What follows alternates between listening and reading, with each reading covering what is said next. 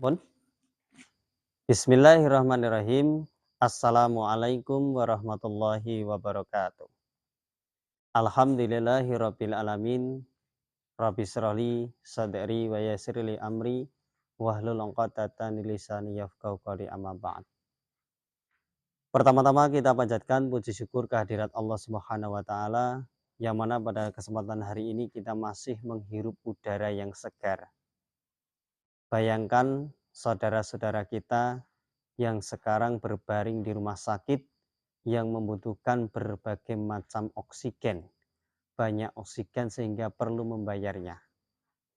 Alangkah kita menjadi orang yang kurang bersyukur ketika kita menghirup udara di dunia ini dalam keadaan yang gratis, tanpa dipungut sepeser pun oleh Allah Subhanahu wa taala.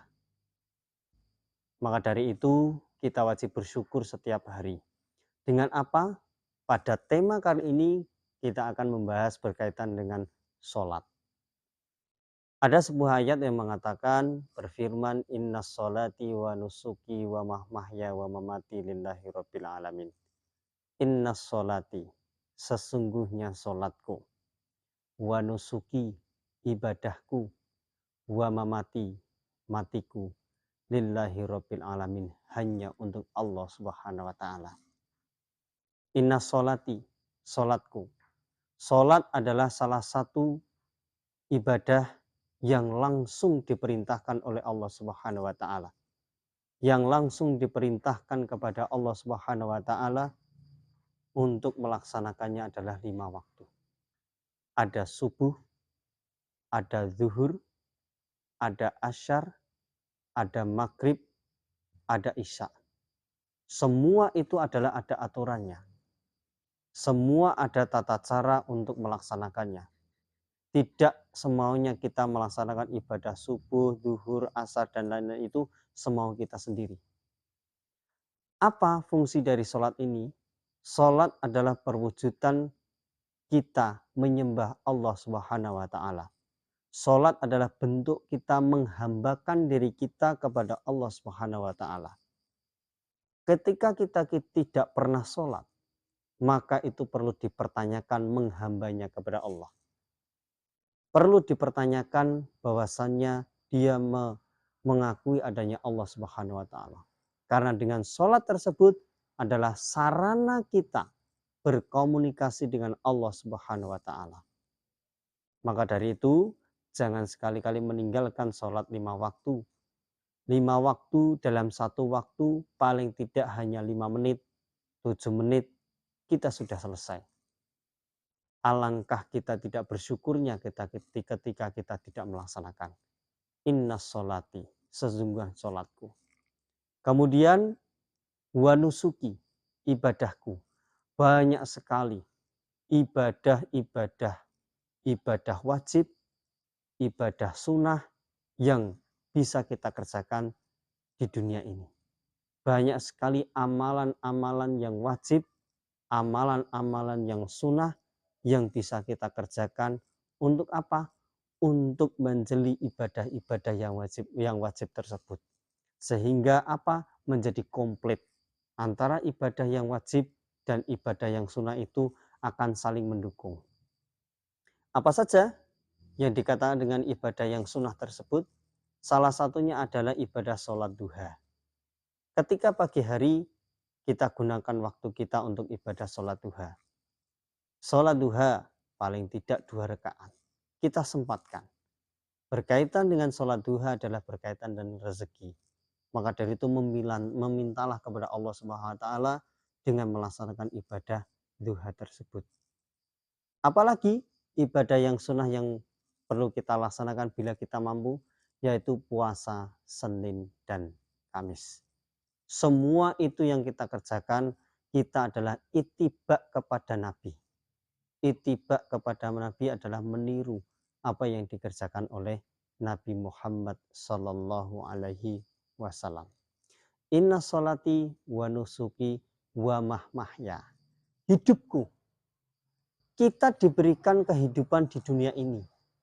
Kita tidak tahu bagaimana kita itu dulu oleh bapak, dan ibu kita dilahirkan ke dunia ini dalam keadaan sehat. Kita diberikan nama yang baik. Apabila orang tua kita mampu, kita diakikoi. Kemudian kita diberikan kehidupan di dunia ini yang sangat-sangat sempurna seperti ini. Kita bisa melihat semua keindahan dunia ini. Ketika kita tidak beribadah, di masa-masa kita itu hidup di dunia ini, maka apa? Pada zaman dahulu ada sebuah kisah. Ketika terjadi kiamat, ada seorang yang mengatakan, kembalikanlah aku seperti dulu. Jika engkau kembalikan aku seperti dulu, maka akan aku beribadah kepadamu. Tetapi jawabnya apa Allah? Tidak bisa. Waktumu sudah tidak ada lagi.